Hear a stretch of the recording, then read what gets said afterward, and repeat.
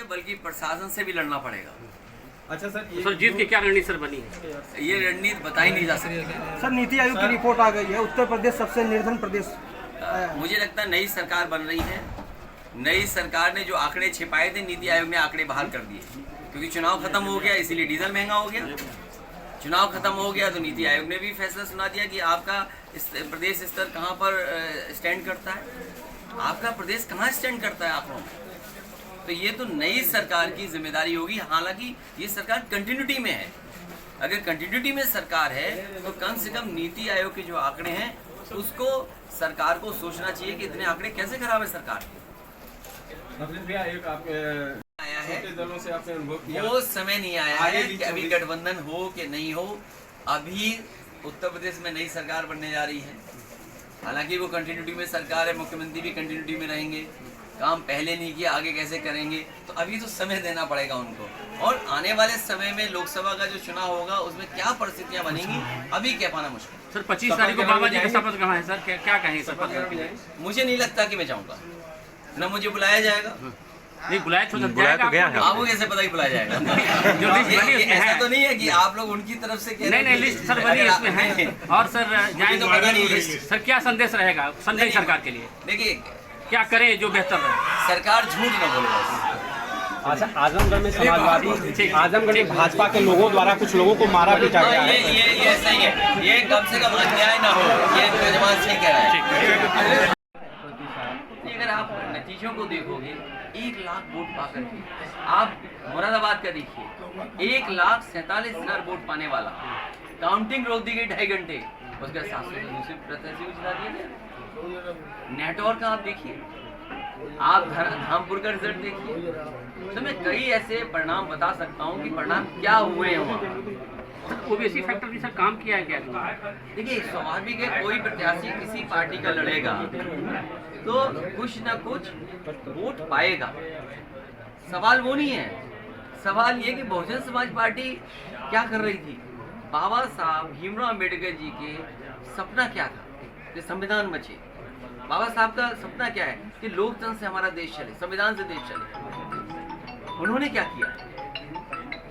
सुनने में तो आ रहा है कि बहुजन समाज पार्टी ने अंदर ही अंदर बीजेपी से हाथ मिला लिया। इसलिए समाजवादियों को, जो हर मौके पर मैंने कहा कि समाजवादियों को अब अम्बेडकर वादियों को साथ लेना पड़ेगा और अम्बेडकर वादियों को साथ जोड़ करके एक नई लड़ाई लड़नी पड़ेगी। तो ओवैसी जी को लेकर क्या कहना है आपका? वो देखिए स्वाभाविक है, किसी पार्टी, देखिए लोकतंत्र है, हर दल लड़ेगा और लड़ता है दल, स्वाभाविक है कुछ बोल भी पाएगा, लेकिन सवाल वो नहीं है, सवाल दूसरा है। तो सर 2024 में कुछ नए नेता शिवसेना के संजय राउत ने कहा कि हरा दिया उन्होंने बीजेपी। मैं उस बहस में नहीं पढ़ना चाहता हूँ। बहस केवल इतनी है कि उत्तर प्रदेश का चुनाव, उत्तर प्रदेश के चुनाव के जो परिणाम आए उन पर बहस न हो, इसीलिए कश्मीर फाइल्स रिलीज कर दी गई। तो 2024 में नए साथी जुड़ेंगे सर? इसके पीछे क्या? मुझे खुशी है ये सवाल आप पूछ रहे हो। भारतीय जनता पार्टी अगर जातिवादी करे, भारतीय जनता पार्टी अपनी सूची अगर जाति के हिसाब से दे तो वो कहते हैं ये सोशल इंजीनियरिंग कर रहे हैं। समाजवादी पार्टी अगर अपनी सीटें घोषित कर दे तो बोलते हैं ये जातिवादी लोग हैं। तो सोशल इंजीनियरिंग किसको कहा जाता है, जातिवादी किसको कहा जाता है? भारतीय जनता पार्टी की सूची अगर देखोगे तो आप पाओगे किनको उसमें। अगर यही हमारे अगर गिने जा रहे हैं समाजवादियों के, तो कम से कम भारतीय जनता पार्टी को अपने भी गिन के बताने चाहिए कि वो उन्होंने किसको टिकट दिया। और कई जगह सुनने में आया है कि जहाँ माफिया लोगों को जिताना है वहाँ भारतीय जनता पार्टी प्रत्याशी नहीं लड़ा रही। सर तय हो गया कि यहाँ एमएलए रहेंगे या एमपी? ये सवाल, क्योंकि आप भी आजमगढ़ के पत्रकार हो, ये महत्वपूर्ण सवाल पूछ लिया। हम आपसे भी जानना चाहेंगे क्या करूँ मैं। सर हम लोग क्या सांसद रहे हैं आप? हम लोग तो वही है सांसद, आप रहेंगे।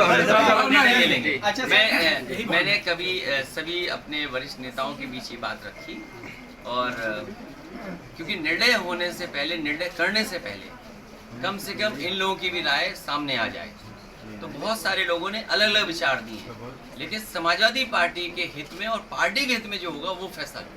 अच्छा सर, ओम प्रकाश जी को लेकर कई तरह की चर्चाएं हो रही है, हालांकि उन्होंने खंडन कर दिया लेकिन फिर भी चर्चाएं जारी हैं। होली के दिन बीजेपी के लोगों ने इस तरह का काम किया है, तो कहा जाता ना कि बुरा न मानो होली। इसलिए बीजेपी के लोग कुछ भी कर सकते हैं, कोई भी न्यूज़ प्लांट कर सकते हैं। और आप अगर अपने सीनियर जर्नलिस्टों से पूछोगे तो जितनी भी अफवाहें फैलाई जा रही थी वो बीजेपी के कुछ लोग जाने माने थे, वो फैला रहे थे अफवाह।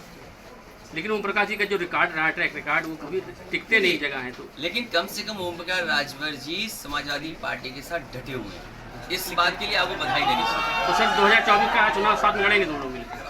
आने वाले समय में जितने भी गठबंधन हमारे साथी हैं सब साथ रहेंगे। और समाजवादी पार्टी की कोशिश होगी कि हर वर्ग को और जोड़ें। इस बार हम लोगों ने जोड़ा, हर वर्ग के लोगों ने समर्थन दिया। आने वाले समय में और हम लोग जोड़ करके कम से कम पार्टी का परसेंटेज ऑफ वोट कैसे और बढ़े, आगे ले जाएंगे। सर जो पिछला आपका बयान था